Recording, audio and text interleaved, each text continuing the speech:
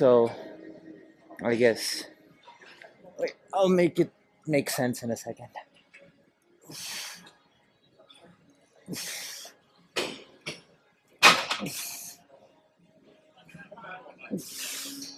Using my elbow to kind of stretch out all the muscles in this area.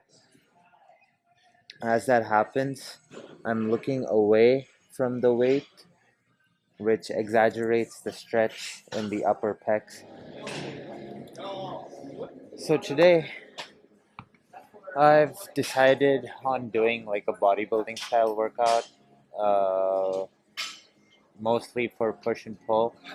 Um, the reason being, yesterday's workout was quite taxing, and I don't really feel like engaging or how do you say pushing the cardio that much or like getting that high into the heart rate ranges.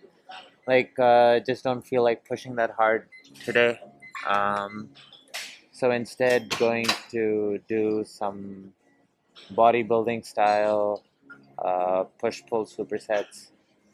Um, when I first got into lifting, it was through bodybuilding, and uh, I still have a huge, uh, I guess, soft side for bodybuilding, if that makes sense. I still like working on my physique, trying out poses, and uh, like having an aesthetic physique is still very much part of why I do the things that I do. But that being said, while that was the main priority in the past, now if I had to decide between like being extremely functional or trading some of that functionality in for or functionality and endurance in for I guess having bigger muscles, so to speak. I'm not really. I'd rather choose the functionality. Um, so yeah, my training is not like optimized for muscle growth or anything. It's more so optimized for uh, training the different movement patterns and functions of the body rather than doing it exclusively for muscle size and the looks. But aesthetics and stuff is still very much part of why I do the thing. Like, I still like looking good and stuff, but I won't switch out functional or mobility stuff uh, for exercises that are all about muscle growth, which is why I don't really do machines because I think machines.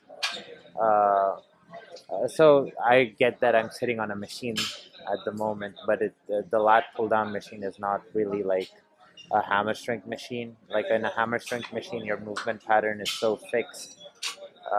It doesn't make sense when with cables and stuff. At least you can move your hands around a little.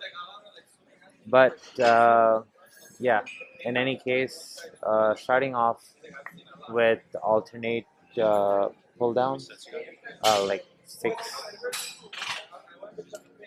Uh, Starting off with alternate pull downs. So uh,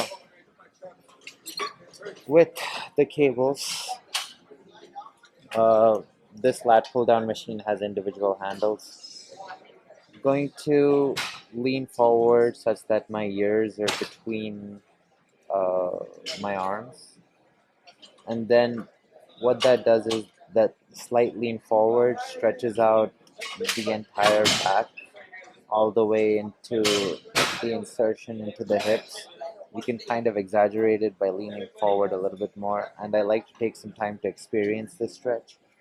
Then, as I come down, I'm pulling and rotating my body slightly in the direction that I am pulling the weight, which engages the core a little and makes the movement a more fluid movement than a rigid movement. So, for example, if you take, I guess, traditional cues, the cue would be just kind of stay here and then bring one arm down at the same time. But I think that promotes a little bit of rigidity. Instead, if you lean forward as you're coming up, pull and rotate in the direction of uh, the weight, then you end up making pull downs a much more fluid motion, which I think helps with, well, for one, having a fluid physique, if that makes sense. What I mean by that is, like, if you look at certain bodybuilders, they kind of look like, I don't know, blocky, versus if you look at Arnold's physique or Frank Zane's physique, it's more flowy. And I think if you look at the way they performed exercises, they very much kind of like flowed with the weight. So if you notice them do seated rows, they would lean forward as it came down, and then uh, like lean back as they rode. So that's what I mean by like moving in the direction of the weight. And I think that helps in creating good like lat insertions into the hips, where the seem like they're flowing right into the lower abs. Then with the kettlebells, going to superset that with alternate shoulder presses, and kind of keeping the same idea of rotating while moving the weight.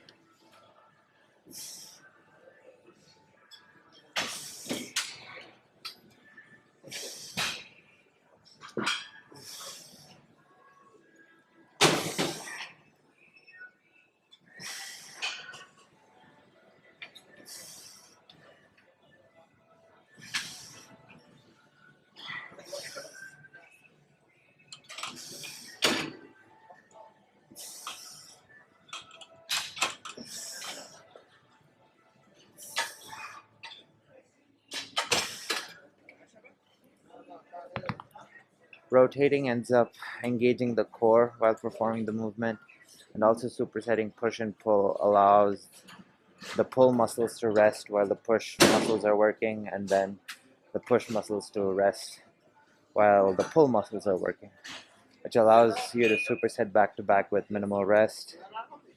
Yeah, so gonna do this for a bit and then on to something else.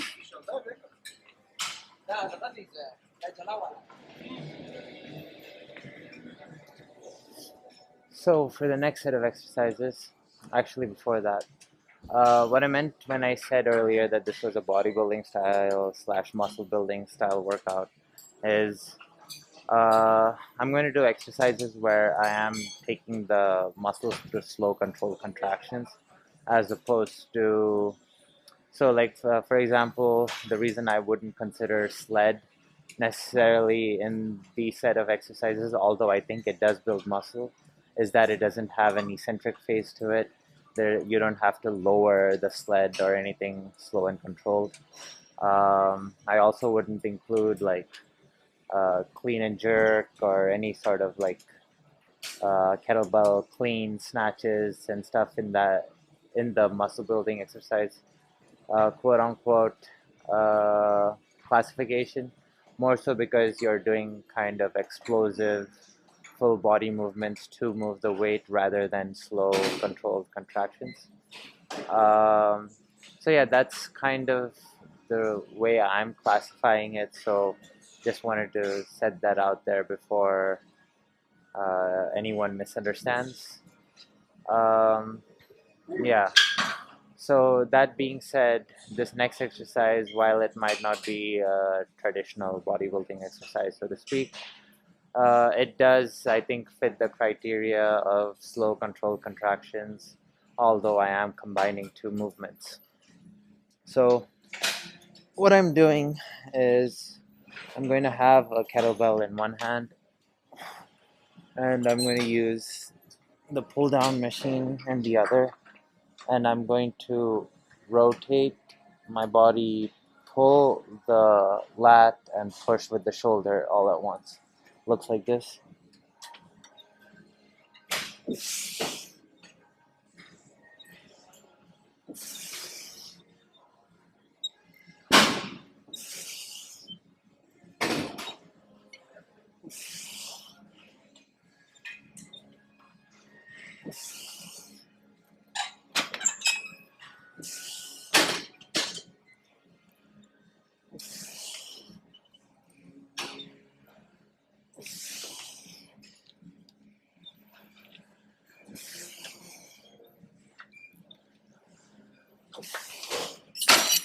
I'm going for 10.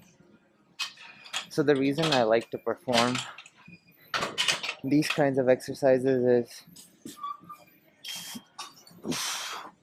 I think utilizing the whole body as a system is more effective than isolating individual muscle groups, though there is a time and place for that as well.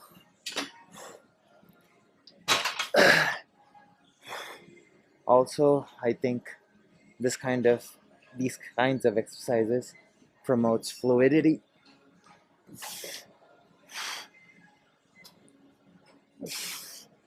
and the ability to utilize multiple muscle groups at once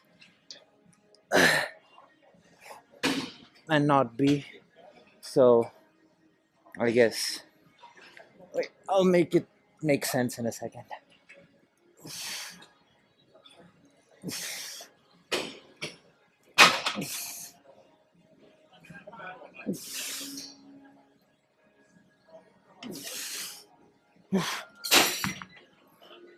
So, if you notice in fighting or something like that, when someone punches, they rotate their core, pull one hand in, and explode with the opposing hand all at once.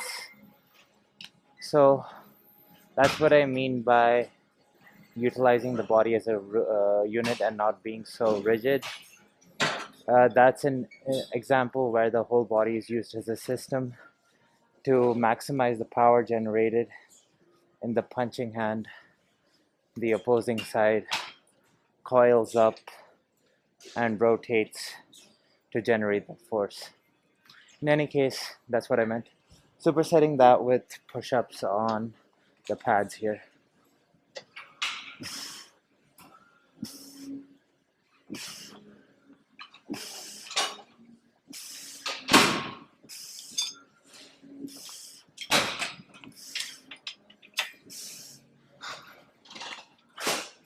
I like to add small things like that just to keep the heart rate going, fit more volume into the time that I have instead of just sitting around.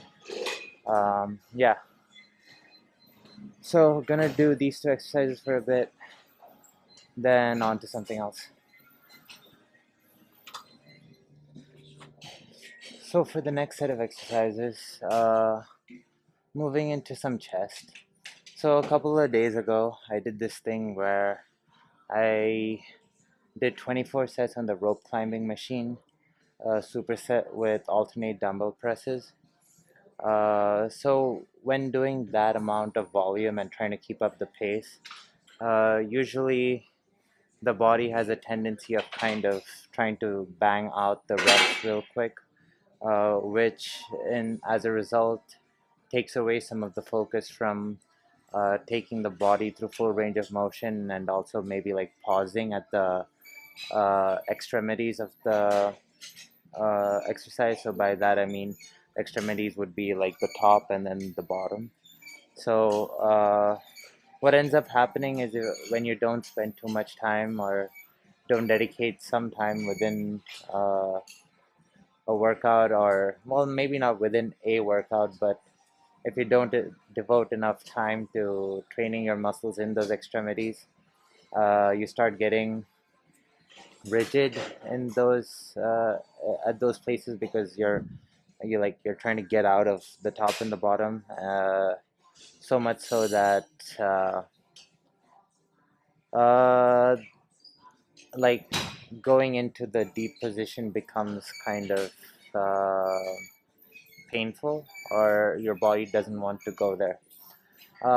So right now for this set, I'm going to focus on uh, single arm dumbbell chest presses, but I'm going to really hold the bottom of the rep for a long time and really kind of explore my range of motion.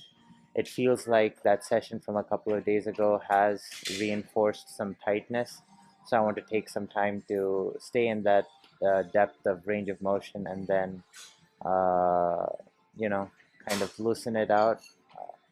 So I'm going to do a tricep, but we'll get to all the exercises here in a sec. So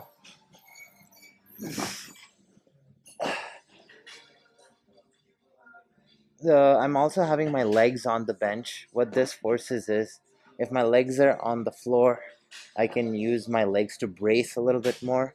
Here, the focus ends up being exclusively on the core, and also forces me to go down much more slower and intentionally. Otherwise, uh, the weight will force me to tip over. This forces the contraction by the chest and the movement to be a lot more intentional.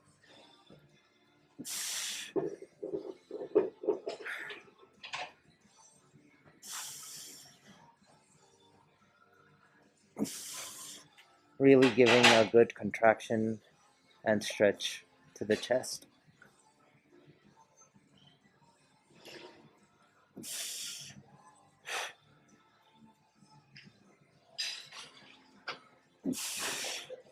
Going for 8.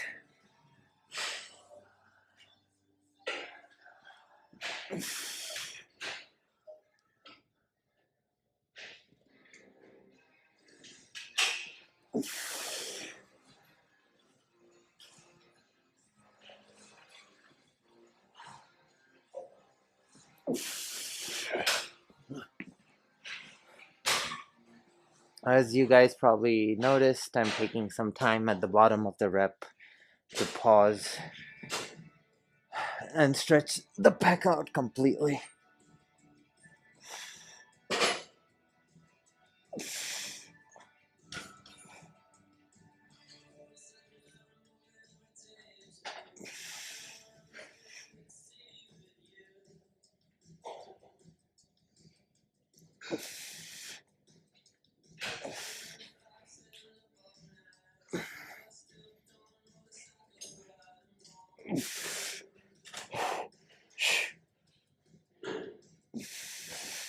The amount of core compensation when doing this is really high, I would say. Like the contraction or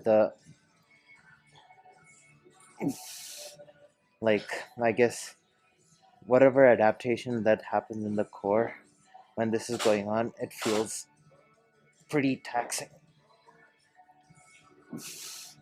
And I have to really focus on keeping my abs tight.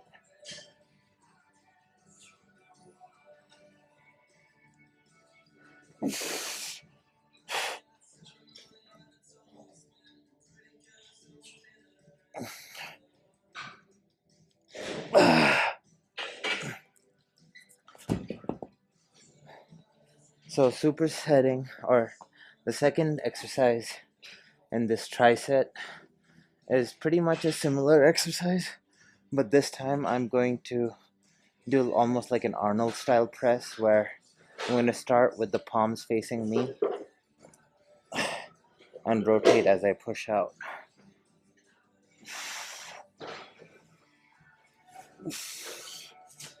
Having the palms facing me opens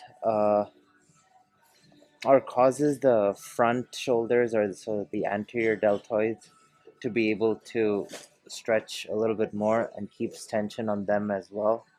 So it becomes a combined well, not combined. I don't know. It just stretches out the anterior delts a lot more. So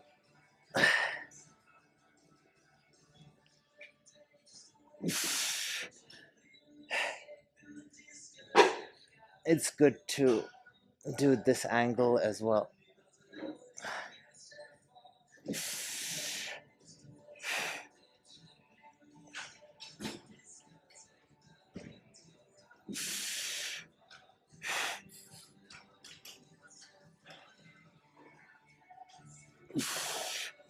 Going for 8 and switching sides.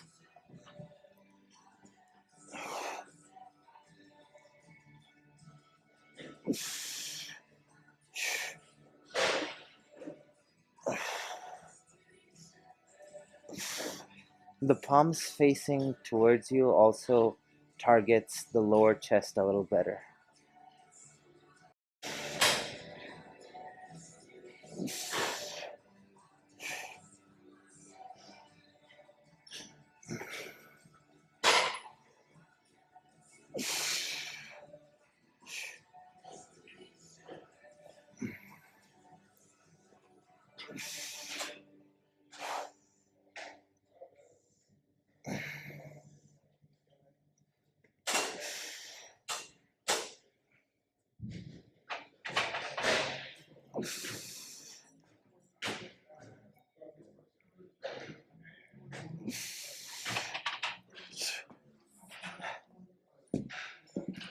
Then for the tricep, going to do low cable rows.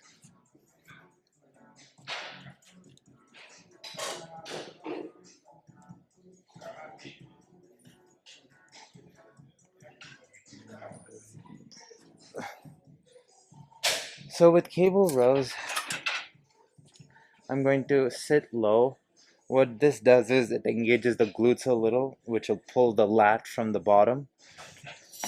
And as I go lower, I push my butt out and look away from the weight at the same time,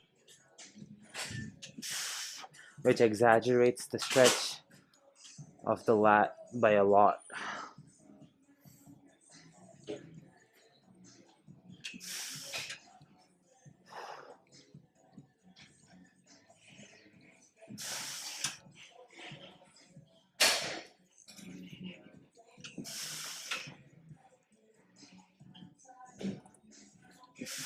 Going for 8.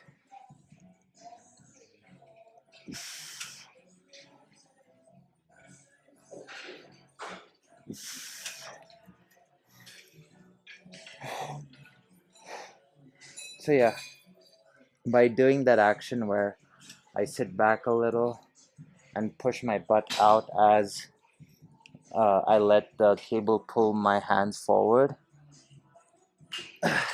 it really exaggerates the stretch in the lats.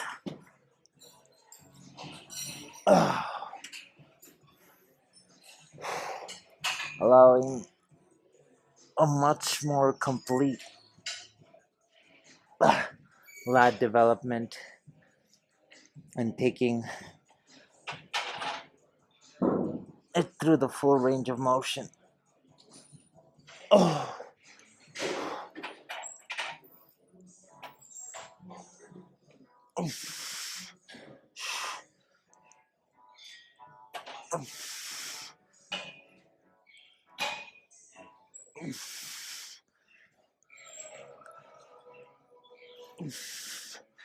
Oh. Yeah, so gonna do that for a bit. With that exercise, I don't know, think of so like the lats, uh they start kind of like the shoulders and then insert into the hips.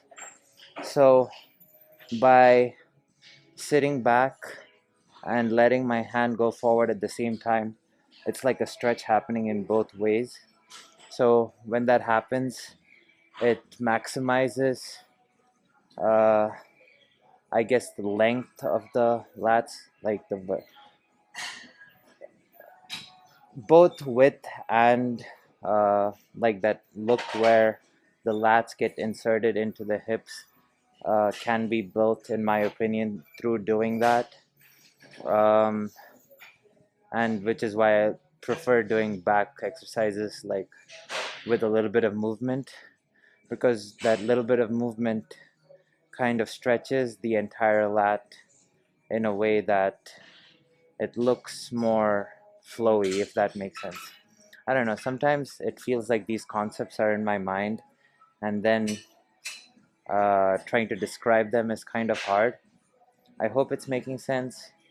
The lats lie in between, like, the shoulders and the hips. By letting the hand go forward and the hips go back at the same time, it stretches the lats in both ways. This ends up creating like more like well developed lat, in my opinion, which ends up giving that good look where it seems like the lats like range all the way from the shoulder and insert into the like the Apollo's belt or the lower abs. But yeah, gonna do this for a bit.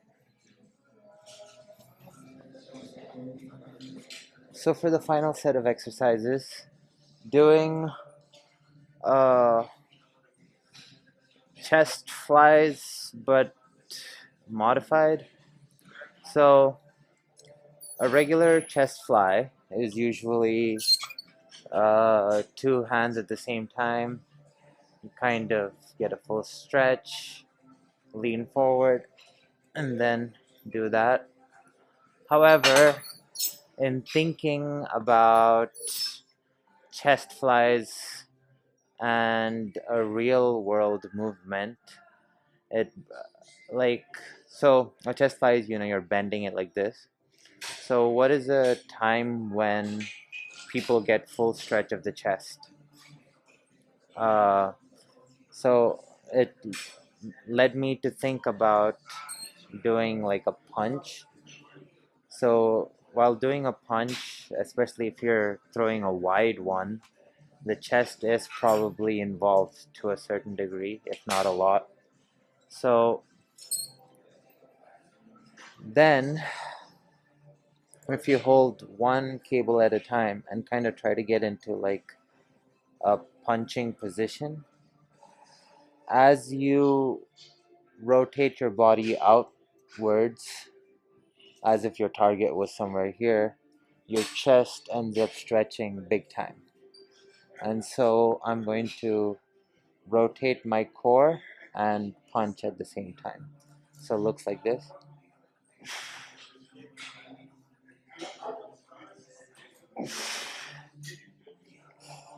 I'm gonna go for 10.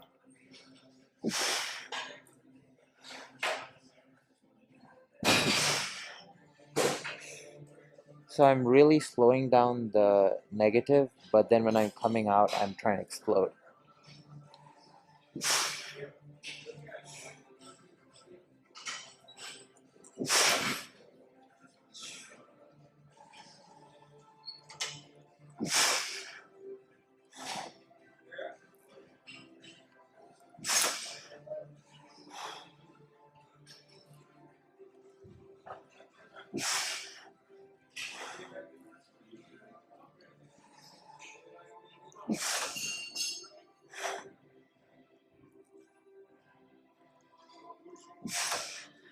So if you notice, I'm really focusing on like rotating my body away from the weight to exaggerate the stretch in the chest.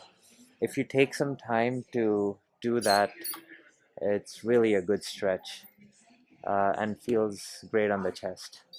This angle will probably be better to explain. So I guess the punching hand and the same leg are behind. So uh, so this puts me in a position where if I'm rotating like this, my oblique is stretching quite a bit. I'm also raising my elbow to kind of stretch out all the muscles in this area. As that happens, I'm looking away from the weight, which exaggerates the stretch in the upper pecs. because their neck muscles over here, when you look away, they stretch, pulling the chest. And then here, by turning away, the anterior delts get stretched, further exaggerating the stretch over here. And then I'm rotating with the weight till I come back all the way. Then I'm rotating away, which triggers that stretching sequence. And then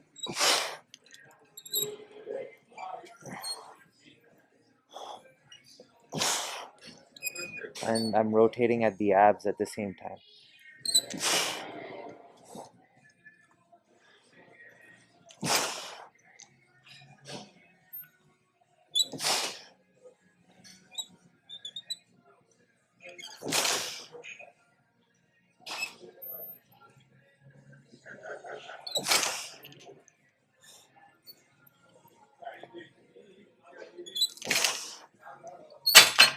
And supersetting that with trap 3 raises.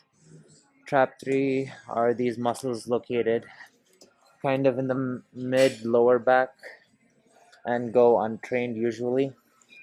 So by fitting this in as a superset, I make sure I don't forget to train them. They're also apparently, or strengthening them is apparently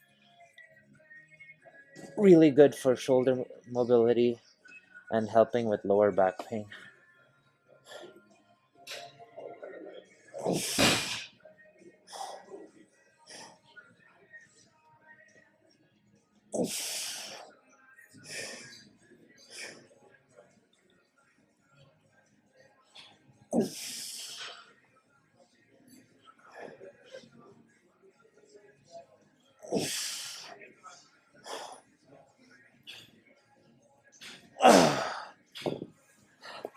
So yeah, kind of bringing the dumbbells up in a Y angle.